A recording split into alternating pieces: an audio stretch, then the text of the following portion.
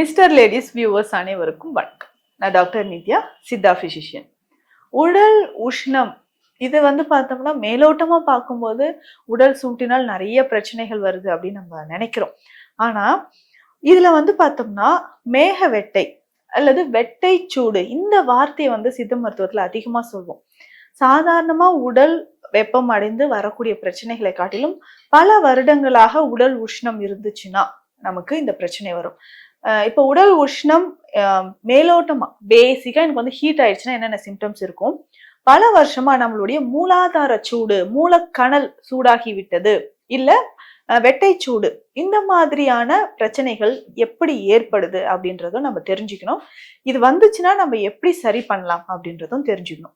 பேசிக்கா உடல் உஷ்ணம் ஆயிடுச்சுன்னா நம்ம என்ன சொல்றோம்? மேடம் எனக்கு உடல் சூடா இருக்கு, கண் எரிச்சல் இருக்கு, தலைமுடி ரொம்ப கொட்டுது, யாராவது தொட்டாலே எனக்கு என்ன உடம்பு இவ்வளவு சூடா இருக்குன்னு கேக்குறாங்க, அந்த அளவுக்கு உஷ்ணம் இருக்கு அப்படின்னு நம்ம இது பேசிக்கா சொல்ற சிம்டம்ஸ். இது இன்னும் கொஞ்சம் டீப்பா பார்த்தோம்னா அதுக்கு அடுத்ததாக உடல் உஷ்ணம் இருந்துச்சு அப்படின்னா குடல் சம்பந்தப்பட்ட பிரச்சனைகள் நிச்சயமாக ஏற்படுதுன்னு சொல்லலாம். குடல் சம்பந்தப்பட்ட பிரச்சனை முதல்ல பைல்ஸ், அதாவது மூலம் அப்படின்னு சொல்றோம். பைல்ஸ், ஃபிஸ்டுலா, ஆனல் ஃபிஷர், இது எல்லாமே மூலச்சூட்டினால் வரக்கூடியது. முக்கியமாக நம்ம உடல்ல அந்த மூலாதாரம் சொல்ற சக்கரம், நம்ம உடல்ல இருக்கக்கூடிய சக்கரங்களை பேஸ் சக்கரம் அப்படின்னு சொல்றது மூலாதாரம் தான். இந்த மூலாதார சக்கரம் இம்பேலன்ஸா இருக்கும்போது, சரியாக இயங்காத போது நமக்கு மூலாதாரத்தில் சூடு ஏற்படுது. அப்போதான் நமக்கு என்ன ஆகுதுன்னா பைல்ஸோ, ஃபிஸ்டுலாவோ, ஆனல் ஃபிஷரோ, இந்த மாதிரியான பிரச்சனைகள், உடல் உபாதைகள் நமக்கு தொடர்ந்து ஏற்படுதுன்னு சொல்லலாம். அதற்கு அடுத்தது பார்த்தோம்னா குடல் சம்பந்தப்பட்ட பிரச்சனைகள்ல அல்சர், குன்மம் அப்படின்னு சொல்லக்கூடிய பிரச்சனை ஏற்படுது. அல்சரும் உடல் உஷ்ணத்தினால் நிச்சயமாக ஏற்பட வாய்ப்புகள் இருக்கு. இந்த உடல் உஷ்ணத்தினால் வரக்கூடிய அல்சர் பார்த்தோம்னா தொடர்ந்து நமக்கு என்னதான் நான் ட்ரீட்மெண்ட் எடுத்தேன்னா இதெல்லாம் ஃபாலோ பண்ணிட்டேன், வயிறு எரிச்சல் இருக்கு, சாப்பிட்ட உடனே வயிறு உப்புசமா இருக்கு, இது ஆசிட் ரிஃப்ளக்ஸ்ன்னு சொல்லிட்டாங்க, அதுக்கப்புறம் அல்சரேட்டிவ் கொலைட்டிஸ்ன்னு சொல்றாங்க. நான் எண்டோஸ்கோப்லாம் எடுத்து பார்த்தேன், இதுல ஜிஆர்டி கண்டிஷன் இந்த மாதிரி எல்லாம் சொல்றாங்க. அப்போ இது எப்படி நான் சரி பண்ணலாம்? என்னதான் நம்ம மெடிசன்ஸ் ஆன்டாசிட் சாப்பிட்டுக்கிட்டே இருந்தாலும் உடல் உஷ்ணம் குறையாத வரைக்கும் நமக்கு இந்த வயிற்றுப்புண் பிரச்சனையோ இல்ல வாயில வரக்கூடிய புண்களோ நிச்சயமாக குணமாகாது. இது இரண்டாவது கட்டம் அப்படின்னு சொல்லலாம். இது இரண்டாவது கட்டம் அப்படின்னு சொல்லலாம். அடுத்தது பார்த்தோம்னா கல்லீரல் சம்பந்தப்பட்ட பிரச்சனைகளும் உடல் உஷ்ணத்தினால் ஏற்படுது. கல்லீரல் சம்பந்தப்பட்ட பிரச்சனை நிறைய பேர் பார்ப்போம். அந்த கல்லீரலோட மெட்டபாலிசம் இது குறைய ஆரம்பிச்சிடும். இதுக்கப்புறம் பார்த்தோம்னா உடல் முழுவதும் ரத்த ஓட்டத்தில் பாதிப்பு ஏற்பட்டு அதுக்கப்புறம் பிளட் பிரஷர் அப்படின்னு சொல்ற குருதி அழல் அப்படின்னு சொல்ற ஒரு கண்டிஷன், இதுவுமே உஷ்ணத்தினால் பித்தம் அதிகரிக்கிறதுனால ஏற்படக்கூடிய பிரச்சனைகள் தான். ஸோ இந்த மாதிரியாக இருக்கும்போது நம்ம உடல்ல நிறைய பாதிப்புகள் உஷ்ணத்தினால் ஏற்படுது. இதை தாண்டி அடுத்ததாக ஒரு கண்டிஷன் என்னன்னே தெரியல, பல வருஷமா நான் மருந்து மாத்திரைகள் சாப்பிட்டுட்டேன், ஆனா இது உஷ்ணத்தினால் வந்ததானே எனக்கு தெரியல அப்படின்னு சொல்ற நிறைய பேர் இருக்காங்க. நாடி பார்த்தோம்னா ரொம்ப கிளியரா தெரிஞ்சிடும். பேசிக்கா இருக்கக்கூடிய உஷ்ணத்தை விட பல வருஷமாக மூலாதாரமே நமக்கு பாதிப்பு ஏற்படுத்தி அதனால வரக்கூடிய வெட்டை சூடு, மேக வெட்டை அப்படின்னு சொல்லக்கூடிய பிரச்சனை, மூலாதார சூடு அப்படின்னு சொல்றோம். ஸோ இந்த மாதிரியான பிரச்சனைகள் இருக்கும்போது ஆண்களுக்கு என்னென்ன பாதிப்புகள், பெண்களுக்கு என்னென்ன பாதிப்புகள் ஏற்படும்ன்றத நம்ம தெரிஞ்சுக்கணும். அளவுக்கு அதிகமான உஷ்ணம், வெட்டை வாயு உடல்ல சேர்ந்து உஷ்ணமாக மாறும்பொழுது நமக்கு என்ன பிரச்சனைகள் ஏற்படுது அப்படின்னு பார்த்தோம்னா, நான் சொன்ன மாதிரி ஆசனவாய் பகுதியில பைல்ஸ், ஃபிஸ்டுலா ஏற்படுறது. சிலருக்கு அதிகமா அதுல உதிரப்போக்கு, ஸோ பைல்ஸ் இருக்கக்கூடிய நபர்களுக்கு பார்த்தோம்னா உதிரப்போக்கு, அதாவது ரத்தம் வெளியேறத நம்ம பார்க்குறோம். ஸோ அந்த மாதிரி இருக்கும். ஆண்களை பொறுத்த வரைக்கும் இந்த புரோஸ்டேட் கிளாண்ட்ல ஒரு வீக்கமோ இல்லை வலியோ இருந்துட்டு இருக்கிறோம்.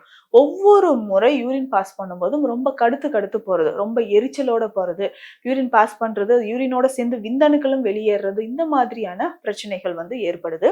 சிலருக்கு அந்த யூரின் பாஸ் பண்ணும்போதே சொல்லுவாங்க அந்த அளவுக்கு எரிச்சல், யூரின் போயிட்டு வந்துட்டு ஒரு 10 நிமிஷம் வரைக்கும் எரிச்சல் இருந்துகிட்டே இருக்கு, ஏதோ நெருப்பு பட்டது மாதிரி அப்படின்னு சொல்லுவாங்க. இந்த மாதிரி உஷ்ணம் இருக்கும்போது உடல்ல இன்னும் சில மாற்றங்கள் என்ன ஏற்படுது அப்படின்னு பார்த்தோம்னா ஒரு ட்ரைனஸ், அதாவது நம்மளுடைய பிறப்புறுப்பு பகுதிகள்ல ஆண்களுக்கும் சரி பெண்களுக்கும் சரி ஒரு ட்ரைனஸ் ஏற்பட்டு யூரின் பாஸ் பண்ணும்போதே அதிகமான ஒரு எரிச்சலோட நமக்கு ஒரு ட்ரைனஸ் இருக்கிற மாதிரி, அடிக்கடி யூரினரி ட்ராக் இன்ஃபெக்ஷன் ஏற்படும். யூரினரி ட்ராக் இன்ஃபெக்ஷன் ஏற்படுறதுக்கு இதுவும் ஒரு காரணம் அப்படின்னு சொல்லலாம். உடல் உஷ்ணம், அதாவது மூலச்சூடு அதிகமாக அதிகமாக ஒரு வறட்சித்தன்மை ஏற்பட்டு அதனால அடிக்கடி நமக்கு சிறுநீரக பாதை தொற்று ஏற்படுது. பல வருஷமா இதுக்கு வந்து நான் ட்ரீட்மெண்ட் எடுத்துட்டேன். இதனால வந்து பார்த்தோம்னா ஒரு வாமிட்டிங் சென்சேஷன், தலை வந்து எப்பவுமே சூடா இருக்கிறது, அதாவது இதுதான் சிம்டம்ஸ் அப்படின்னே சொல்ல முடியாத அளவுக்கு பிளட் டெஸ்ட் பார்த்துட்டேன், ஸ்கேன் பார்த்துட்டேன். ஆனாலும் இந்த உஷ்ணத்தை எப்படி குறைக்கிறது அப்படின்ற மாதிரியான ஒரு பிரச்சனை இருக்கும். இதற்கு அடிப்படையிலே நம்ம வந்து நாடி பரிசோதனை செய்துட்டு அதன் மூலமாக தகுந்த சிகிச்சைகள் எடுக்கும் பொழுது, உணவு முறைகளும் ஃபாலோ பண்ணும்போது நிச்சயமான ஒரு மாற்றம் அப்படின்றது நமக்கு கிடைக்கும். இதுல முக்கியமா பார்த்தோம்னா, தலைக்கு குளிக்கிறதுக்கு நல்ல குளுமையான ஒரு தைலத்தை நம்ம செய்யணும். இது வந்து வில்வப்பழ தைலம் அப்படின்னு சொல்றோம். இந்த வில்வப்பழ தைலம் நல்லெண்ணெயில செய்யணும். ஒரே ஒரு வில்வப்பழம் இருந்தா போதும். ஒரு 1 லிட்டர் அளவுக்கு நம்ம வந்து எண்ணெயை வந்து ரெடி பண்ணிக்கலாம். இந்த வில்வப்பழம் நமக்கு தெரியும். ஸோ கொண்டு வந்து அந்த ஓடை உடைச்சு உள்ள வந்து நல்லா பழமா இருக்கணும். இதை நல்லா நம்ம வந்து மத்து போட்டோ இல்ல மிக்சிலையோ நல்லா கடைஞ்சி ஒரு பேஸ்ட் மாதிரி எடுத்து வச்சுக்கணும். இதுல நல்லெண்ணெய், அதுக்கப்புறம் பார்த்தோம்னா கற்றாழை. கற்றாழை வந்து வில்வ பழத்துக்கு பாதி அளவு, கற்றாழையும் நல்லா ஜெல் மாதிரி எடுத்து இந்த வில்வ பழத்தோட கற்றாழையும் சேர்த்து நல்லெண்ணெய் விட்டு நம்ம காய்ச்ச போறோம். இதை வந்து நம்ம காய்ச்சிக்கிட்டே வந்து தைலம் பதம் வந்ததுக்கு அப்புறம் ஸ்டவ் ஆஃப் பண்ணிடும். தைலம் சூடாகவே இருக்கும். சூடாக இருக்கக்கூடிய தைலத்துல என்ன பண்றோம்னா அதிமதுரம் சூரணம். அதிமதுரம் சூரணம் ஒரு 20 கிராம் அளவுக்கு அதுல அப்படியே தூவி விட்டு வச்சிடணும். ஸோ இரவு முழுவதும் அந்த தைலம் நல்லா சூடு ஆறின பிறகு காலையில வடிகட்டி எடுத்து வச்சுக்கலாம். ஸோ எக்ஸலண்டான ஒரு மெடிசன். அதாவது உடல் உஷ்ணம், பல வருஷமாக இருந்த உடல் உஷ்ணம், மேக வெட்டை, கனல், நம்ம கண்கள்ல இருக்கக்கூடிய அந்த எரிச்சல், கண்ணை மூணுனாலே அப்படியே சூடா இருக்கு, தக தகன்னு எரியுது அப்படின்லாம் சொல்லுவாங்க. இந்த சிம்டம்ஸ்னால பாதிக்கப்படுறவங்க நிறைய பேர். அது உடல் எடையே அதிகரிக்காமல் இருக்கும். வெள்ளைப்படுறதுகள் பெண்களுக்கு இருந்துகிட்டே இருக்கும். எனி டைம் எனக்கு வந்து ஒயிட் டிஸ்சார்ஜ் இருக்கு, வெயிட் கெயின் ஆகிறதே இல்லை, இம்யூனிட்டி ரொம்ப வீக்கா இருக்குன்னா மூளைச்சூடு தான் காரணம். ஸோ அப்போ இந்த வில்வப்பழ தைலத்தை என்ன பண்றோம்னா நல்லா தலையில அப்ளை பண்ணிட்டு தலைக்கு குளிக்கணும். வாரத்துக்கு 2 நாள்.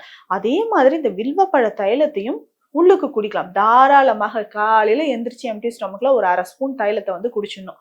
குடிச்சிட்டு அடுத்தடுத்து நம்ம என்னென்ன வேலைகள் பார்க்குறோமோ பார்த்துக்கலாம். நீராகாரம் இருந்தாலோ, மோர் இருந்தாலோ, இல்லை கற்றாழையும் மோரும் சேர்த்து குடிச்சிட்டு வந்தாலோ நமக்கு உடல் உஷ்ணம் தானாகவே குறைய ஆரம்பிக்கும். அடுத்து முக்கியமாக சர்வரோக நிவாரணி, அதாவது வெட்டை சூடு தைலம், நிவாரணி தைலம் அப்படின்னு ஒரு தைலம் இருக்கு. அது வெட்டை சூடு நிவாரண தைலம். உடல் உஷ்ணம் அதிகமாக இருக்கக்கூடிய இந்த வெட்டை சூடினால், தாங்க முடியாத உஷ்ணத்தினால் இருக்கக்கூடிய பிரச்சனைகளை குணமாக்குறதுக்கு இந்த தைலம் பயன்படுது. இதுல முக்கியமாக 2 மூலிகை சாறு தான் பயன்படுத்த போறோம். அந்த 2 மூலிகைகளுமே உடல் உஷ்ணத்தை குறைப்பதற்கு ஒரு அரச மூலிகை அப்படின்னே சொல்லலாம். ஒன்று வந்து பார்த்தோம்னா ரணஹல்லி. ரணஹல்லி இந்த பேரை கேள்விப்பட்ட உடனே கிட்னி ஸ்டோன் இருக்கவங்களுக்கு எல்லாம் இது நான் சாப்பிட்டிருக்கேனே அப்படின்னு சொல்வீங்க. நிச்சயமா சிறுநீரக கற்கள் இருக்கு இல்லைங்களா, இதை குணப்படுத்துவதற்கு நம்ம ரணஹல்லி சாறு நம்ம பயன்படுத்துறோம். Excellent medicine. அதாவது சிறுநீர் பாதையில எரிச்சல் இருக்கா, இல்ல யூரினரி ட்ராக்ல இன்ஃபெக்ஷன் இருக்கா, அந்த ரணஹல்லி மூலிகையை சித்த மருத்துவத்துல பயன்படுத்துவோம். இந்த ரணஹல்லி சாறு நம்ம எடுத்துக்கிறோம். அடுத்து முக்கியமா நிறைய பேருக்கு பரிச்சயமான ஒரு மூலிகை தான் வாழை. வாழைத்தண்டு. வாழைத்தண்டை விட வாழை கிழங்கு இருந்தா இன்னும் சிறப்பு. வாழை கிழங்கு அப்படின்னு பார்க்கும்போது வாழை மரத்தோட கீழே வந்து கிழங்கு இருக்கும், அதை நம்ம எடுத்துக்கிறோம். இதோட சாறு, இந்த 2 சாரும் சம அளவு, ஒரு 500 ml அளவுக்கு எடுத்துட்டு 1 லிட்டர் அளவுக்கு நல்லெண்ணெயில இந்த 2 சாரையும் விட்டு காய்ச்சணும். திக்கா நம்ம வந்து சாறு தண்ணி விடாம எடுக்கிறது இன்னும் சிறப்பு. இதை நல்லெண்ணெயில விட்டு நல்லா காய்ச்சி காய்ச்சி காய்ச்சி ஒரு கொஞ்ச நேரத்துக்கு அப்புறம் இது வந்து பார்த்தோம்னா கீழே ஜெல் மாதிரி படிய ஆரம்பிக்கும். இந்த 2 மூலிகைகளும் இந்த எண்ணெயோடு நல்லா சேர்ந்து வெப்பத்தினால வந்து பார்த்தோம்னா கொஞ்சமா ஜெல் மாதிரி படியும். ஸோ அந்த சமயத்துல இந்த எண்ணெயை எடுத்து நம்ம ஃபில்டர் பண்ணி எடுத்து வச்சுக்கணும். ஸோ இதை வந்து என்னென்ன பர்பஸ்க்காக யூஸ் பண்ணலாம் அப்படின்னு பார்த்தோம்னா, தொடர்ந்து இருக்கக்கூடிய வெட்டை சூடு அந்த டைம்ல என்ன பண்ணலாம்னா வயிற்று பகுதியில தொப்புள்ள வந்து இந்த எண்ணெயை விட்டு நல்லா அப்ளை பண்ணிட்டு அடி வயிற்று பகுதியில நல்லா மசாஜ் பண்ணலாம். பைல்ஸ் ஃபிஸ்டுலா இருக்க ஆசனவாய் பகுதியில இதை வந்து அப்ளை பண்ணிட்டு வரலாம். அதுக்கப்புறம் தலைக்கு குளிக்கிறதுக்கும் வாரம் 1 முறையோ 2 முறையோ இந்த எண்ணெயும் தலைக்கு தேய்ச்சி குளிக்கலாம். முக்கியமான ஒரு விஷயம் என்னன்னா, உடல் உஷ்ணம், யூரினரி ட்ராக் இன்ஃபெக்ஷன் இருக்கு, அடிக்கடி வெள்ளைப்படுதல் பிரச்சனை, தாங்க முடியாத உஷ்ணம் இருக்கு அப்படின்னா, இந்த எண்ணெய் தினமும் காலையில எப்படி நம்ம வில்வப்பழ தைலம் குடிச்சோமோ அதே மாதிரி ஒரு 10 ml அளவுக்கு காலையில குடிச்சிக்கிட்டே வந்தோம்னா எப்பேற்பட்ட உடல் உஷ்ணமும் நிச்சயமாக குணம் பெறும். ரொம்ப ஈஸியான தைலம் தான், வீட்லயே நீங்க ரெடி பண்ணலாம். இதை தாண்டியும் பல வருஷமாக நமக்கு உடல் உஷ்ணம், வெட்டை சூடினால் பாதிக்கப்பட்டிருக்கிறீங்கன்னா தகுந்த சித்த மருந்துகள் எடுத்தோம்னா நிச்சயமான ஒரு குணம் கிடைக்கும். மீண்டும் அடுத்த பதிவில் சந்திக்கலாம். நன்றி.